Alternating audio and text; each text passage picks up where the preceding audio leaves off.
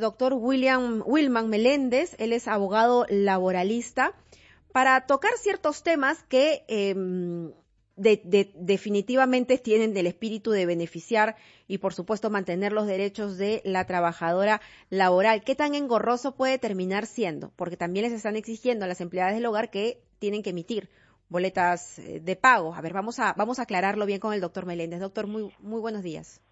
Muy buenos días, Mabel. Mire, nosotros para tener más claro este asunto, tenemos que remontarnos a noviembre del año pasado, porque en noviembre del año pasado nuestro Estado ha ratificado el convenio 189 de la OIT que regula concretamente la materia, es decir, los derechos del trabajador del hogar o de la trabajadora del hogar, ¿no? Porque lamentablemente solemos identificarlo como una cuestión de género, pero no necesariamente es así, ¿no? Ahora, bajo la celebración de este convenio se establecían pues parámetros garantes para una regulación infraconstitucional o al nivel ya legal, ¿no? Sí. El decreto legislativo 1499, que es al que usted hace referencia al inicio, ha regulado algunas cuestiones, pero de manera bastante, parece, apurada. Y lo digo ¿por qué? Porque, por ejemplo, temas importantes que se han podido aprovechar en esta ocasión, ¿no? Como para ya dejar las cosas claras, han sido nuevamente omitidos, ¿no? A ver, vamos voy a mencionar tres cuestiones por decir tres elementos, porque hay muchas cosas mayores, ¿no? Pero por decir tres elementos que parecerían ser los de mayor relevancia, ¿no? Primero, el tema de la remuneración mínima vital. Se deja a disposición de las partes la determinación del monto. Sí, no se le reconoce la remuneración mínima vital. Dice, luego, la remuneración debe ser justa y equitativa conforme a los parámetros del marco legal vigente, pero también puede ser que no se da la remuneración mínima porque es un trabajo por horas. A ver si podemos seguir, probablemente ese sea el razonamiento o no necesariamente. No necesariamente. ¿Por qué? Porque si es que estamos en un trabajo por horas, entonces entraríamos en la lógica de un trabajo part-time. Ajá. Pero el trabajo part-time ha sido mal entendido como un supuesto en el cual es part-time todo trabajo menor a 4 horas. En realidad puede ser part-time también un trabajo de 6 horas, dependiendo de la jornada que se aplique en el centro de labores. Entonces lo que sí deberíamos entender es que cuando el trabajo es menor a 4 horas, se puede pues dejar de lado proporcionalmente la remuneración mínima vital. Pero si se da usted cuenta, siempre vamos jugando en lógica comparativa o en los cálculos en función de la remuneración mínima vital, De acuerdo. ¿no? En este caso no se ha mencionado y se mantiene aún esta figura de lo que acuerden las partes, ¿no? Y sobre la remuneración, téngase en consideración que la alimentación, el alojamiento, las condiciones dignas que se mencionan también en el 1499 no forman parte de la misma, ¿no? Pero estas pues en el régimen común como regla general tampoco forman parte, entonces no es una novedad, no es un sentido garantista tampoco, ¿no? Luego le decía, el segundo tema importante me parece que es el de la estabilidad laboral, ¿no? Porque en el caso que la trabajadora del hogar renuncie, se le exige que dé un preaviso de 15 días.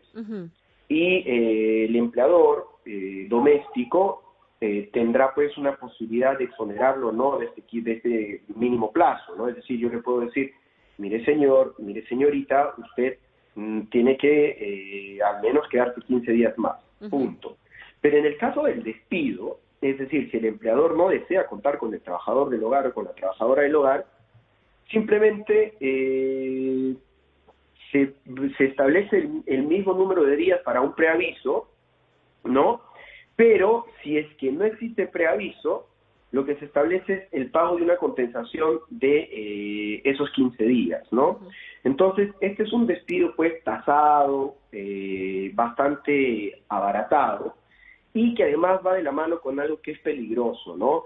Que se entiende que el trabajador del hogar o la trabajadora del hogar están calificados como trabajadores de confianza.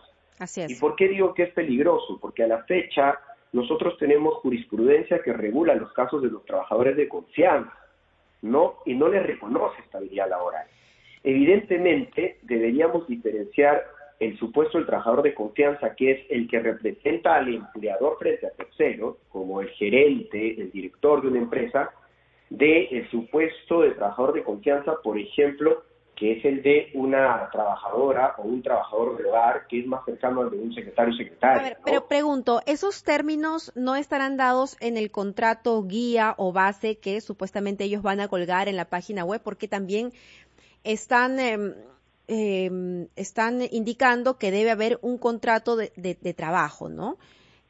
Pero no me queda claro si es obligatorio, porque después dice, en ausencia de este contrato, la primacía de la realidad se presume la existencia de la relación laboral. Entonces es como que, ¿se obliga o no se obliga?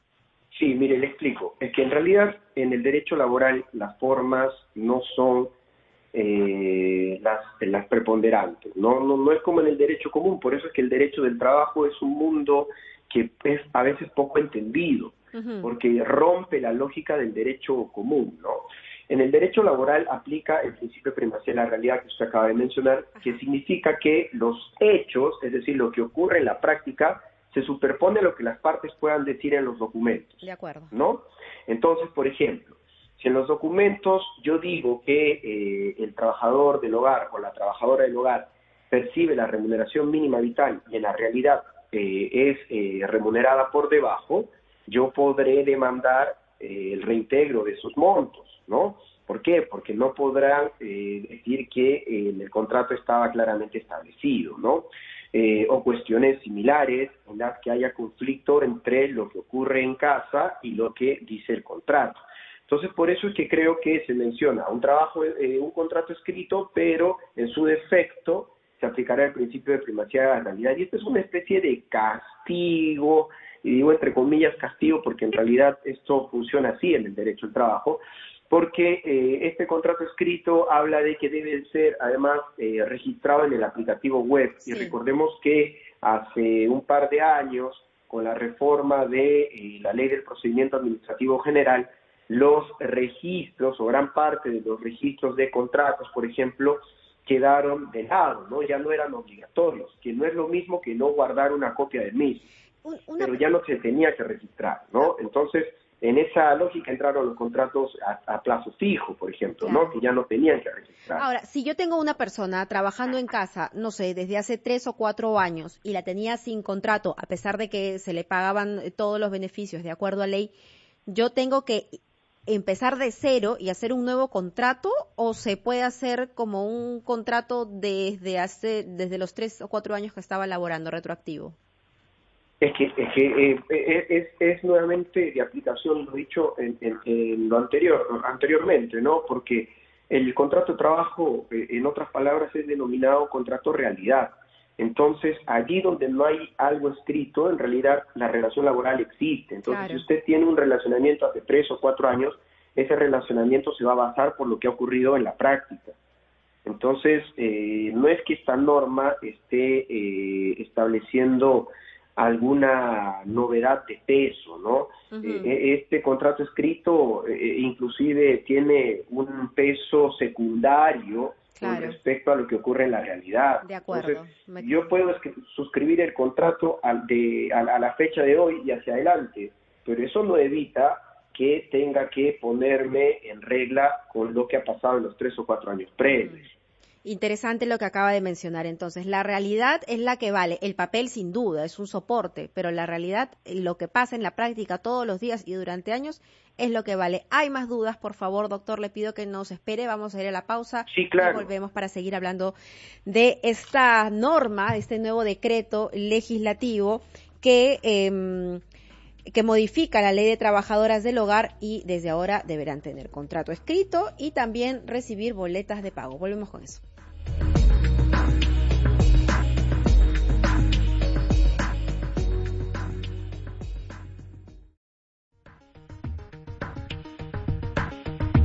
Mucha atención a las nuevas disposiciones. El Ministerio de Trabajo ha modificado la Ley de Trabajadoras del Hogar. Estamos al teléfono con William Meléndez, abogado laboralista, para pasar ya a otros puntos que usted había criticado, doctor Meléndez. Dijo que le parecía que esto había sido hecho así un poco apurado porque no estaba muy de acuerdo en ciertos puntos o ausencias. Claro, lo digo en una crítica constructiva, ojo, sí. no Sí, con la mejor intención. Es que lo que teníamos ya era una suscripción de un convenio 189 OIT que brindaba una ruta garante, ¿no? Entonces, creo que se ha perdido la oportunidad de ya establecer de manera más clara el trabajo o la regulación del trabajo de este grupo de personas, ¿no? Y hay que tener en cuenta algunas cuestiones que, si bien no son jurídicas, son sociales y que tienen que tenerse en consideración de manera importante, ¿no? Mire, si solamente vemos hasta el 2017, vamos a ver que el número de trabajadores del hogar o de trabajadoras del hogar va en un descenso considerable. Y esto, evidentemente, porque había un repunte económico, ¿no? Entonces, claro, estos trabajos que eran pues los más precarios, ¿no? Pasan a dejarse de lado porque el repunte económico permite insertarse en trabajos mejor remunerados o con mejores condiciones, ¿no? Y pasamos de 482.000 personas a 295.000 en ese lapso de tiempo, por ejemplo. La crisis, evidentemente, va a invertir esta lógica. Sí. Entonces, nuevamente vamos a volver a, seguramente, obtener o generar este tipo de empleos precarios, ¿no? ¿Y por qué son empleos precarios? Mire, tengamos en consideración algo. Principalmente realizan esta labor mujeres. ¿Ya? ¿En qué porcentaje? 96%. 96% son mujeres. Segundo, no son cualquier tipo de mujeres. Son mujeres, primero, que han migrado, ¿no? Son mujeres que vienen, sea de una migración, o por decirlo de manera general, de una migración rural, ¿no? A la urbe.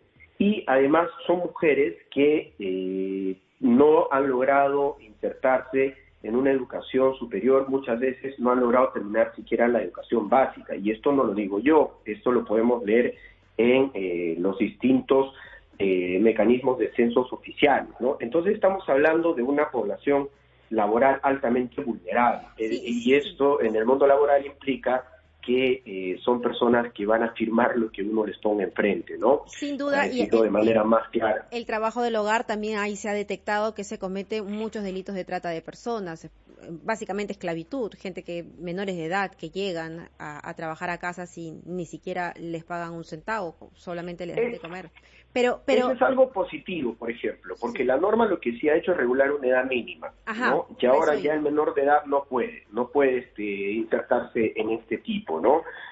Porque la edad mínima ahora es de 18 años, ¿no? Entonces ya el menor de edad queda de lado, ya no puedes tú, porque, vamos, seamos sinceros, lo que ocurría era decías que a tal persona tú la estás educando, ¿no? Que lo trajiste desde niño, a cambio te ayuda, te sirve, ¿no? Pero tú le brindas educación, ¿no?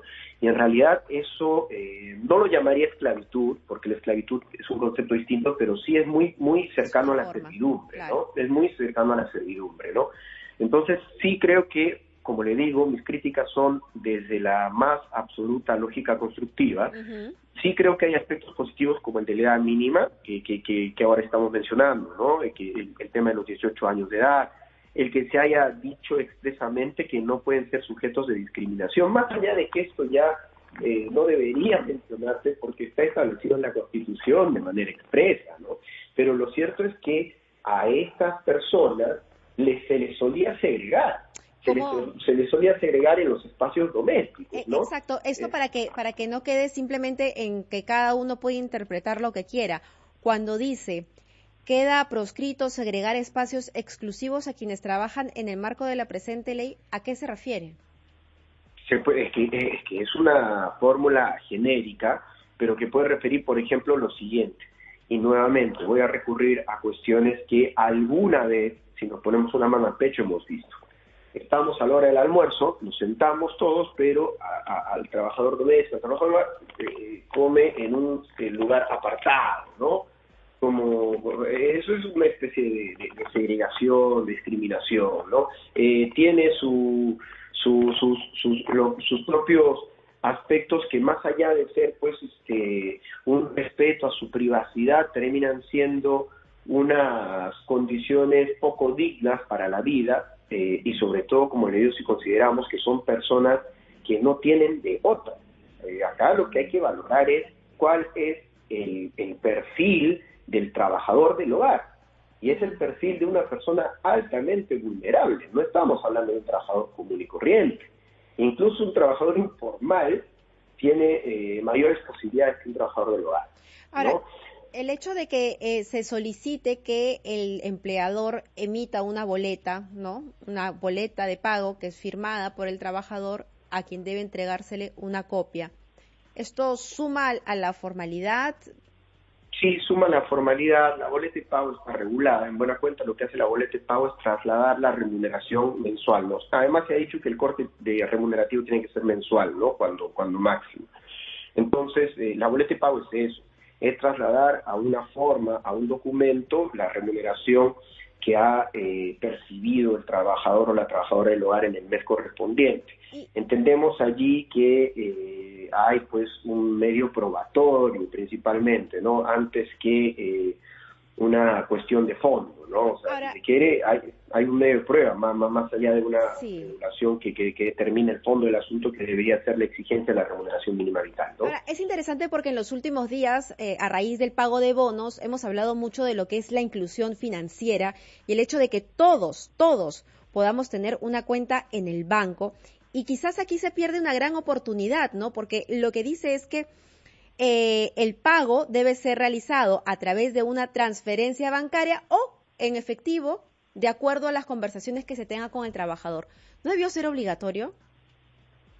Sí, creo que sí, efectivamente, en ese punto coincido con usted. Además, recuerde que inclusive se permitía en una época el pago en especie, ¿no? Sí. Que estaba regulado expresamente, ¿no? Entonces muchas veces no se recibía nada y se decía que precisamente el pago era la comida y el alojamiento, ¿no?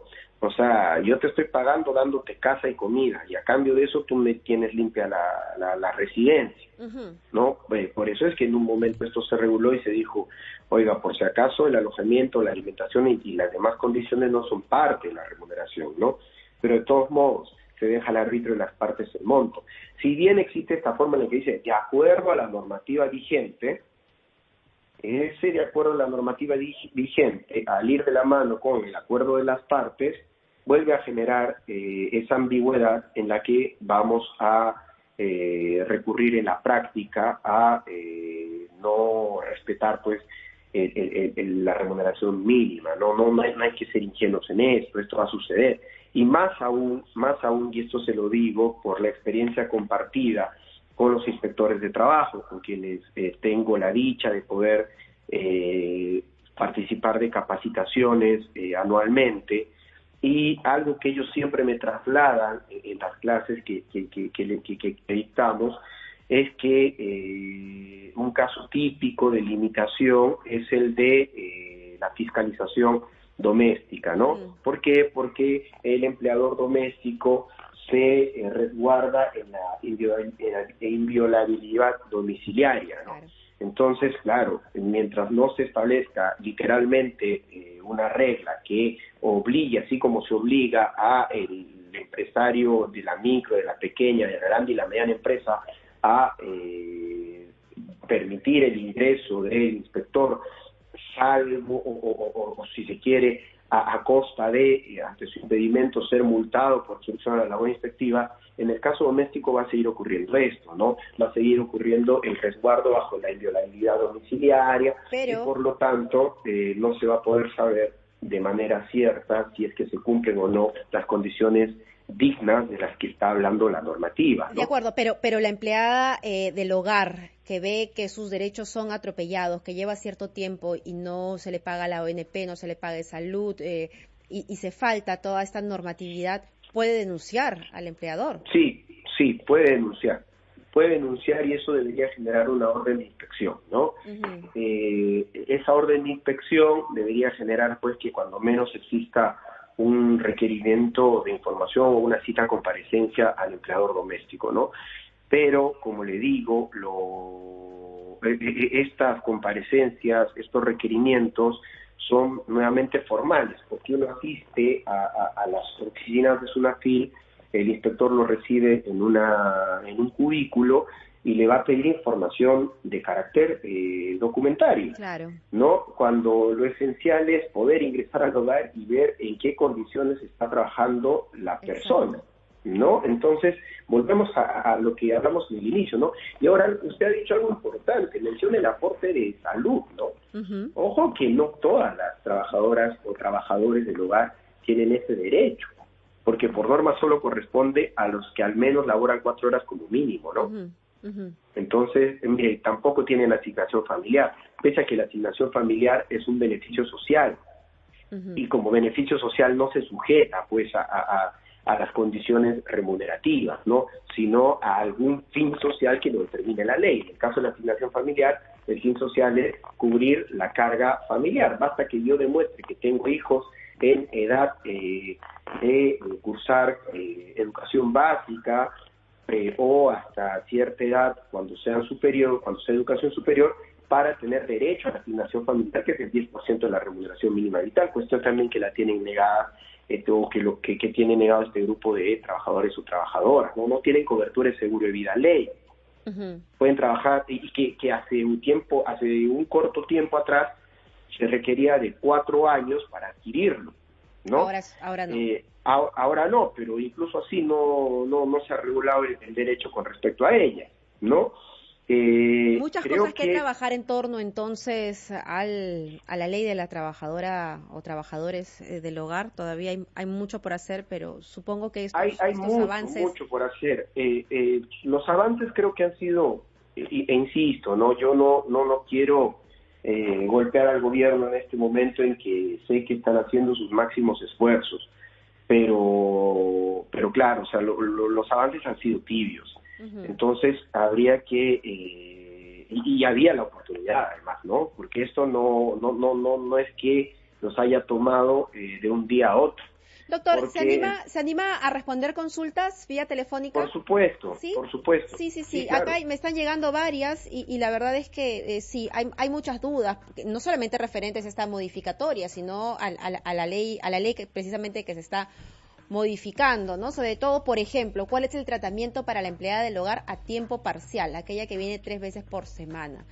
Esa es claro. Una, y entonces abrimos las líneas al 212-4100, 212-7165. El doctor William Meléndez, abogado laboralista, le responde. Volvemos.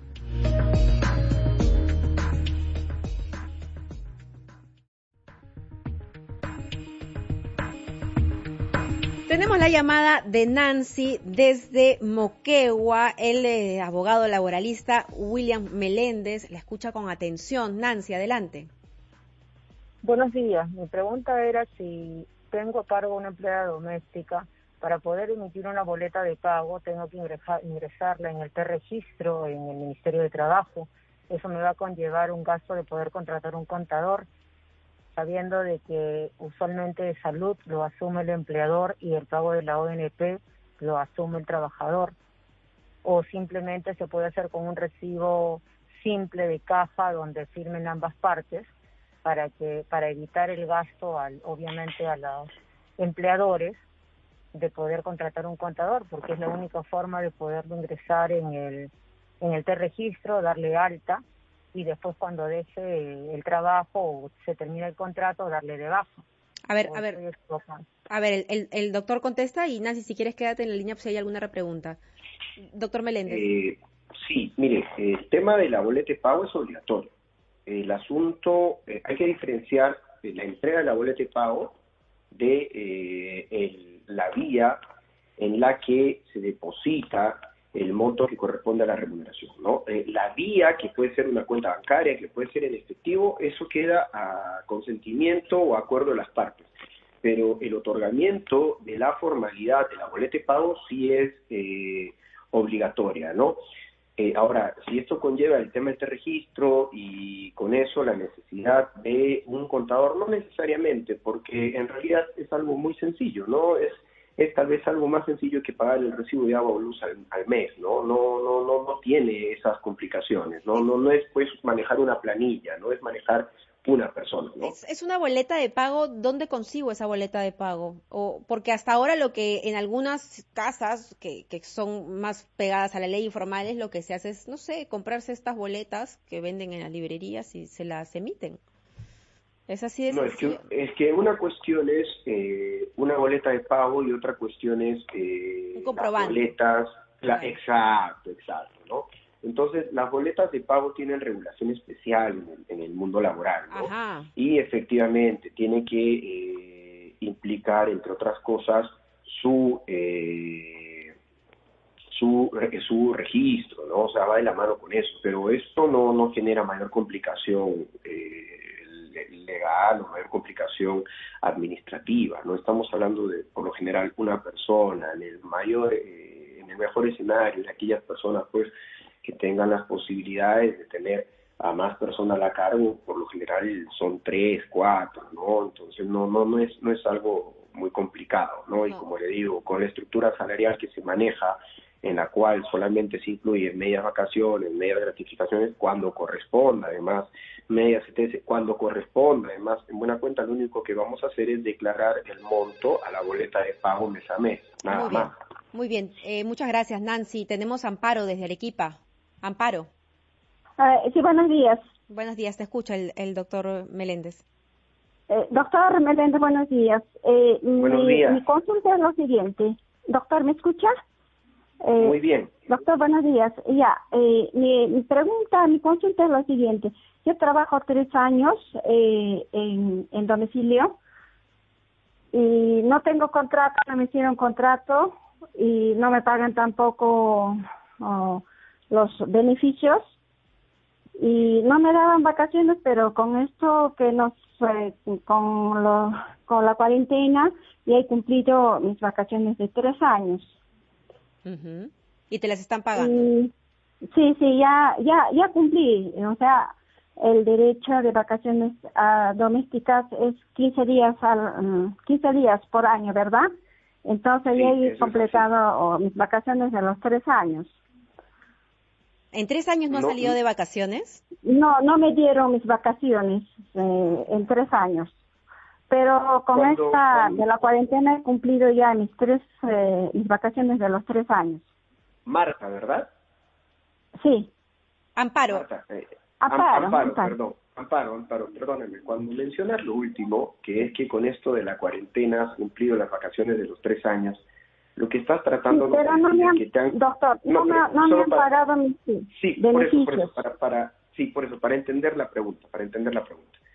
Cuando mencionas que con esto de la cuarentena se han cumplido las vacaciones de los últimos 3 años, en buena cuenta lo que estás tratándonos de decir es que te han compensado con las vacaciones de los 3 años, los días de cuarentena, es decir, que tu empleador doméstico te ha dicho, mira, yo no te voy a dar, entre comillas, una especie de suspensión perfecta y te compenso con las vacaciones. ¿Es algo así lo que ha pasado? ¿Amparo? Me dijo buenas vacaciones, sí. Y bueno, hasta ahora no me llama, yo sigo cumpliendo mi cuarentena, pero no me han pagado mis beneficios de los 3 años. Claro, no. Es un claro supuesto de incumplimiento, ¿no? Sí, es un claro supuesto de incumplimiento. Además, hay algo que resaltar. El hecho de que las vacaciones estén disminuidas en el régimen especial de las trabajadoras o trabajadores del hogar, como también lo están disminuidas en el régimen MIPE, ¿no? Digo disminuidas en el comparativo con el régimen común, ¿no? Donde tienen 30, ellos tienen 15, como bien dice Amparo. Pero hay que considerar algo. Eso no excluye de la obligación de la triple vacacional, ¿no? ¿Qué es la triple vacacional? Es una triple indemnización que se da cuando de modo posterior al año en que se adquieren las vacaciones, estas no se gozan. Claro. Acá estamos hablando de 3 años, o sea, acá estamos hablando de una triple vacacional bastante amplia, ¿no? Sí, mucho abuso, creo yo, doctora. Bueno, no solo los beneficios sociales, sino incluso las indemnizaciones, ¿no? Claro. Por las vacaciones no gozadas y adquiridas. y encima se las compensan en la cuarentena, ¿no? Sí, yo creo que hay mucho abuso, Amparo. Si tienes la oportunidad de conseguir un trabajo en donde puedan hacer respetar tus derechos, la verdad es que sí, te lo recomendamos. O le pueden dejar mi número y encantado sí podría asesorarla. Genial, por interno entonces, se lo alcanzamos. Sí. La última llamada, Norma de Villa María del Triunfo. Norma, ¿cómo estás? El tiempo apremia, así que por favor tu consulta rapidito. Sí, muchísimas gracias. Buenos días, doctor, señorita periodista. Aquí, yo le llamo de acá de Villa María y yo tengo un poquito de no sé, una queja más que nada. Yo voy a hablar por muchas de mis compañeras que trabajamos así y hoy es la oportunidad de que todas las compañeras que yo tengo siempre se han quejado de que no les pagan sus beneficios, la gente abusa mucho tal vez por lo que nosotros no sabemos un poco de esos temas, de los beneficios, de los jefes y hay veces estamos prácticamente abandonadas en ese tema. Por favor, si hay mucha gente, muchas trabajadoras del hogar que no saben, y hay veces no saben cómo decirlos o cómo manifestarse de esta forma y ya pues mi pregunta última es de que cómo es lo que trabajamos por horas, tal vez no tenemos muchos beneficios, trabajamos porque nos justo tenemos por horas, tenemos 3 horitas, porque tenemos hijos y... Norma, no te preocupes que eso lo resolvemos en este instante. Necesitamos esos segunditos que nos regales. Doctor, ¿cuál es el tratamiento para las empleadas del hogar que están trabajando a tiempo parcial, 3 veces por semana, por horas? Sí, como le decía, esto lo hablamos también al inicio, ¿no? Lamentablemente cuando, y claro, con la lógica o el concepto de tiempo parcial del cual hemos hablado, ¿no? Que es no el típico part-time que habla de 4 horas, ¿no? Puede ser el part-time incluso mayor, pero lo que sí es claro es que cuando se trabaja menos de 4 horas no tenemos derecho a estabilidad, no tenemos derecho a CTS y a otra serie de beneficios sociales, ¿no? Eso va a pasar con el caso de la señora, ¿no? Lo que está comentando es de aplicación y es cierto, o sea, es prácticamente alguien que no tiene pues ni siquiera la posibilidad de recurrir a salud en este momento. Claro, podría ir al CIS, ¿no? Doctor, pero, antes que me corten aquí, solamente quiero hacer así rapidísimo, veloz, un recuento de todos los beneficios. Son pago de salud de la ONP, son 15 días de vacaciones, es medio sueldo por cada año trabajado, si no me equivoco. ¿Para la CTS dice usted? Sí. Sí, para la CTS es medio sueldo por año trabajado. ¿Qué más? Es 15 días de vacaciones. La gratificación también está recortada, es decir, es media remuneración en julio y en diciembre. Y en buena cuenta, esos son los derechos. Sí, claro. Esos son los derechos, más allá de lo otro que es absolutamente formal, el contrato por escrito, la boleta de pago, la edad mínima que ahora sí está de 18 años, me parece un acierto. Claro, muchos dirán que con esto se deja a un gran grupo de adolescentes que bajo la lógica del Código de Niños y Adolescentes podrían haber ingresado a trabajar de este modo, pero lo cierto es que, como usted bien lo indicó, esto era muy parecido ya a la servidumbre antes que a un trabajo, ¿no? Muy bien, por otro lado, conviene resaltar algo, Mabel, para terminar. Para culminar. Debe estar muy claro que estos trabajadores no deben importar un lucro o beneficio económico para su empleador. ¿Y por qué menciono esto? Porque también es muy, muy recurrente que se contrata bajo la lógica del trabajo doméstico a quien atiende la bodega, ¿no? Ese ya es otro tema que desarrollaremos en otra oportunidad, porque ha sido un placer conversar con usted, doctor Meléndez. William Meléndez, abogado laboralista. Esperemos que los puntos hayan quedado bastante claros y que, así como los que emplean a estas personas que son de tantísima ayuda, son vitales para las familias, cumplan con otorgarles todos los beneficios también. Ellas, porque en su mayoría son mujeres, sepan reclamarlas. 12:03, nos vamos a la pausa, volvemos.